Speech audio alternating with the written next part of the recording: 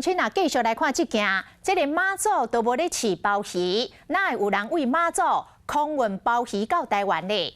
民进党连江县党部的主委李文来揭发，讲马祖有非法的集团走私中国鲍鱼，数量高达11吨。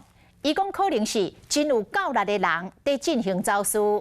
海委会主委关碧玲来回应讲。伫个龙虾走私案了后，佫传出着鲍鱼走私的事件。若是拢是同一个走私系统，安尼就是非常严重的状况。伊已经叫海巡单位爱深入了解。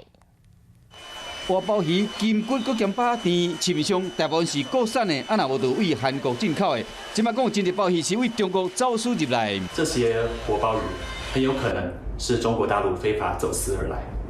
可是要运送高达11吨的活鲍鱼，并不是一般渔民可以做得到的。是不是有政治人物在背后撑腰，有县议会的民意代表来协助这些走私集团？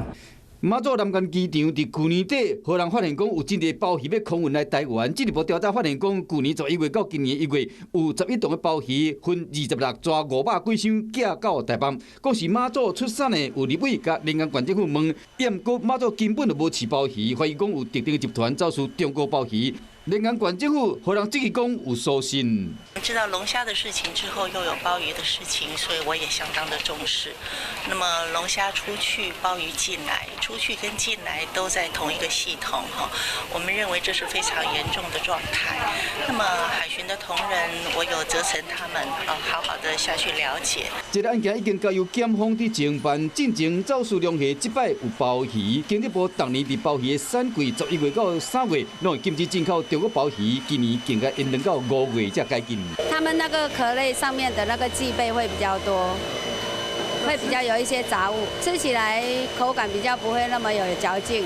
养的产地太多了他们的水质比较没办法控管。比较这个介绍，台湾的鲍鱼零售介绍每斤是800到900块，中国鲍鱼只要500-600块。敢会有无巧到的中国鲍鱼已经流入市面上啊？不少人士冒险走私，唔但对个人的健康有危害，更加影响到国内渔业。嗨，我是庄宇杰，想要看到更多的新闻内容吗？赶快订阅华视新闻的 YouTube 频道，并且开启小铃铛，跟着宇杰一起看新闻吧。